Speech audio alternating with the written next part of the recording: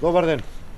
Денеска до јавното обвинителство доставуваме уште еден доказ за скандалозната коруптивна продажба на Македонска банка во која што е директно инволвиран Никола Груевски. Ова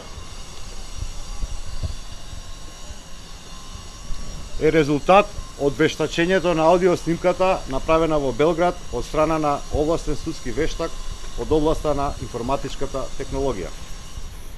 Ние немавме дилеми, ама за да му помогнеме на обвинителот Зврлевски и тој да нема дилеми. Гласот е на Никола Груевски. Груевски го договорил подкупот од 1,5 милион евра за продажба на Македонска банка. Груевски договорил уште 900.000 евра извлечени во рати во кеш. Лично тој, Никола Груевски, кој вчера доби мандат да прави уште една влада, е вмешан во корупција и криминал. Се надеваме дека ова вештачење од релевантна институција ќе му ја олесни работата на јавниот обвинител Зврлевски. Порачуваме дека обвинителот кој прима плата од народот е должен да не се раководи од тоа кој го поставил на позиција, туку да постапи во интерес на граѓаните на Република Македонија.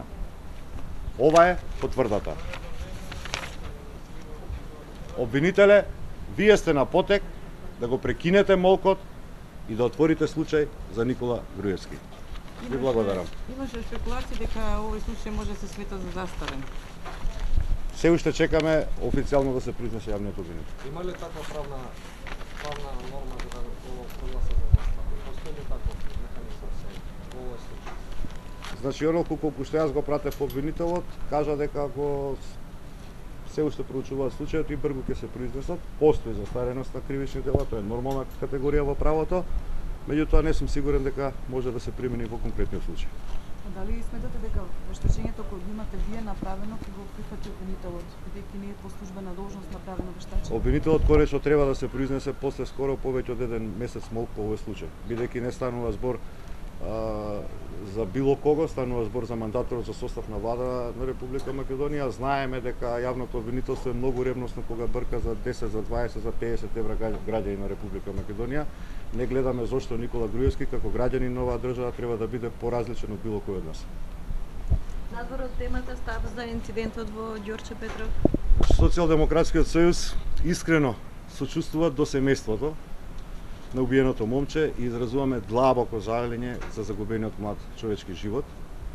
Истовремено повикуваме на општествена зрелост и воздржување од подигнување на било какви тензии во врска со овој случај. Околу одземањето на советничките мандати, еве денеска имаме ново одземање во Советот на Битола.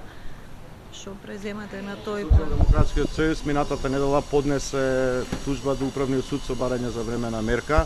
Ќе го чекаме рокот од една недела во кој што би требало да се произнесе Управниот суд, а потоа ќе го кажеме нашиот став. Има навестување кога би можело Управниот суд да го земе вашиот предвид? Значи, Управниот суд согласно законските одредби е должен да одговори на нашето барање до петок оваа недела. Како го коментирате фактот што новите пратеници поднесуваат оставка, старите бараат апанажи? Индивидуално е правото, тоа право е загарантирано со законот за пратеници, така што немам што да коментирам. Дали откако најавивте дека нема да се вратите во собранието, ќе примате платата што ви следува од 30% од пратеничката плата? Значи, во услови кога имате околу преку 300.000 невработени во нашата држава, некој да ве тера со сила да работите за нешто што децидно сте изјавиле дека немате нити волја, нити желба да го работите, малку и луцидно.